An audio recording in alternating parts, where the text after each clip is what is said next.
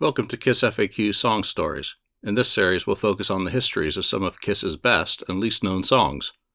In this episode, Love Theme from Kiss, originally released on Kiss's debut album in 1974. Love Theme from Kiss is also notable as being the first B-side on a Kiss single.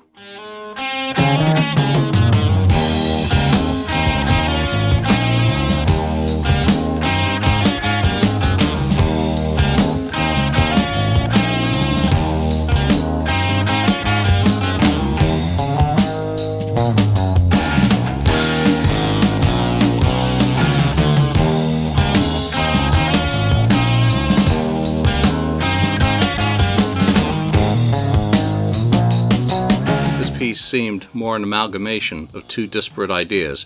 It is also known due to the mostly instrumental jam, Acrobat, performed live by the band throughout their first 18 months of performing. Acrobat started with an instrumental introduction which later became Love Theme from Kiss when featured in Segregation on the debut album. It was married to a second part that is commonly referred to as Much Too Young, since that comprised the basis for the lyrics. Due to their nature, the title Too Young, appearing in Gene's lyrical idea books, it was assumed for many years that those originated from a Gene song idea. Performed live, the few surviving examples suggest an unrestrained, freeform power jam that lacked a solidified static arrangement and was prone to vary. Structurally, the combination of two distinct parts make it appear more of an analogue of the later Rock Bottom, which had a Frehley acoustic instrumental essentially being tacked onto a separate Paul Stanley song to lengthen it. Acrobat had been born during the gap between the first performance and the band's June 15th-16th booking at the Daisy, where the earliest currently known performance was captured by Eddie Solon using the band's 9-channel 27-input PV sound system.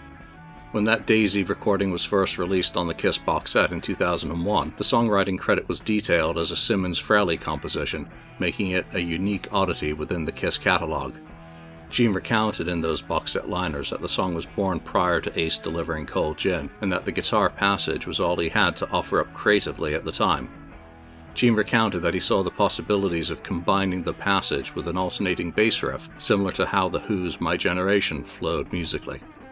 Gene also recalled in those liner notes, "The arrangement quickly came together. Paul added the harmony part and all of a sudden we had something.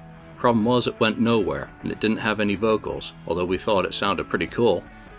Gene also confirmed then that the Too Young part did indeed come from him, but that the original had been an unfinished song in a different key and time signature. Transposed, it worked well when combined with Ace's idea through the addition of a descending riff leading into it. The title, as Gene told Ken Sharp, came from a British band he'd read about in Melody Maker magazine. It didn't make any sense or have any reason other than sounding better than the Too Young song idea that was previously attached to it. During a show, the song provided all the members space to let loose musically on their respective instruments. And loose best describes the performances fans can still listen to through a variety of sources.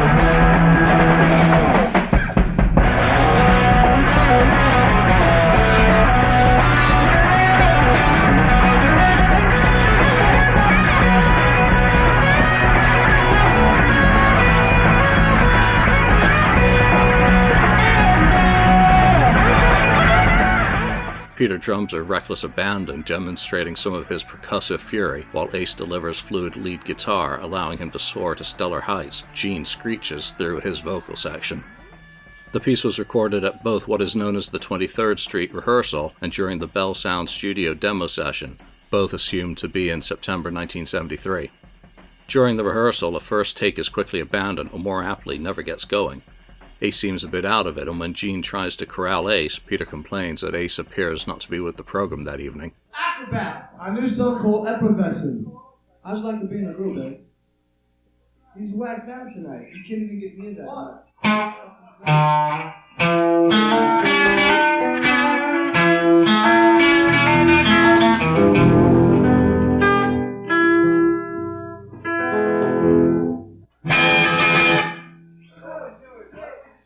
Following the second take, Peter critiques the performance, admitting he messed up the ending while suggesting the break was performed much too fast. Ace, meanwhile, chirps, "Next!" Peter's clearly not happy with how the song ended, and from what can be deciphered through the various tuning going on in the background, he seems to be cheerleading for total energy for both sets that they'd be playing, and wanting a consistency of performance. It's an interesting fly-on-the-wall moment from a rehearsal that seems to, at least in that moment, illustrating Peter's role within the band. While it has been suggested that this short rehearsal recording was for a showcase, the commentary between songs and some of Peter's suggestions seem to indicate that it may have been for a regular gig booking. The 90-second clip of Acrobat from the Bell Sound Studio session of September the 24th, 25th that surfaced in December 2022 is far from complete, and it certainly isn't of the best quality. Still, it's good enough to get a taste of that version of the song, presenting part of the instrumental section, the transition, and very briefly, the vocal section. The transition is jagged, and not simply an edit for the leak. It suggests that two separate sections were performed individually and then stitched together back in 1973. Because Acrobat was generally a live jam piece, it could be performed more organically during a gig. Recording a rough version at speed may have impacted the performance, perhaps resulting in the second part needing to be redone.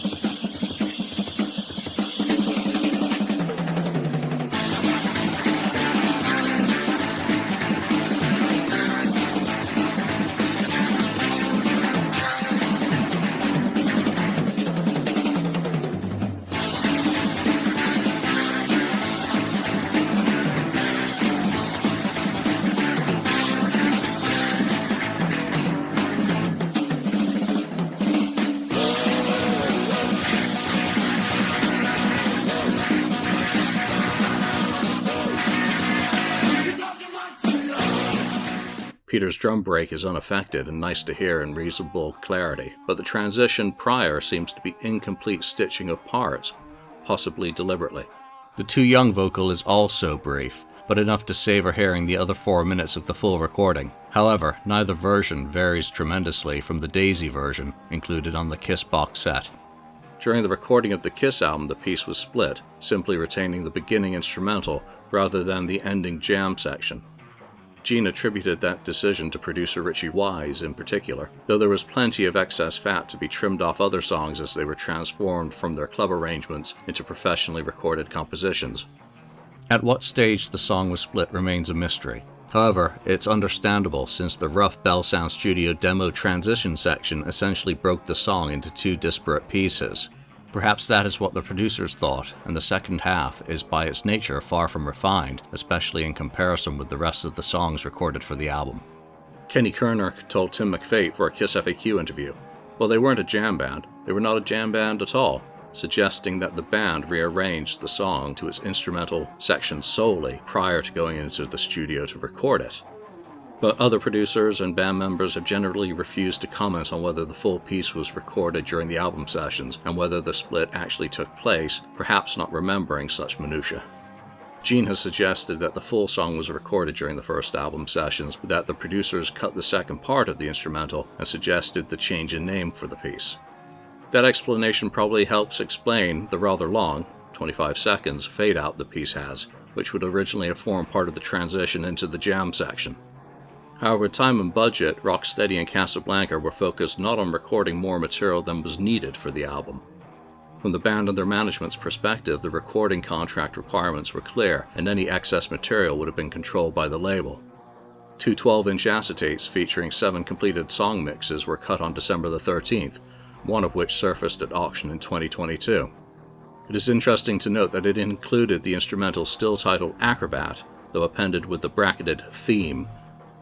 December 6th mixing session notes refer to the piece by its full new title.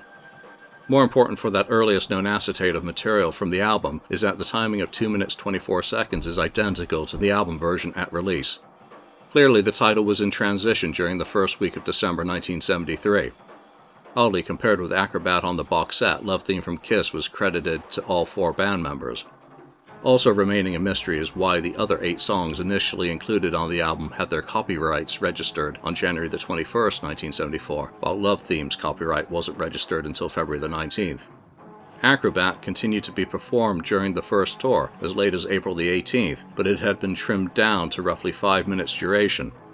According to Gene, part of the song's music was given a second lease of life, being reimagined by Paul Stanley in Detroit Rock City in mid-1975.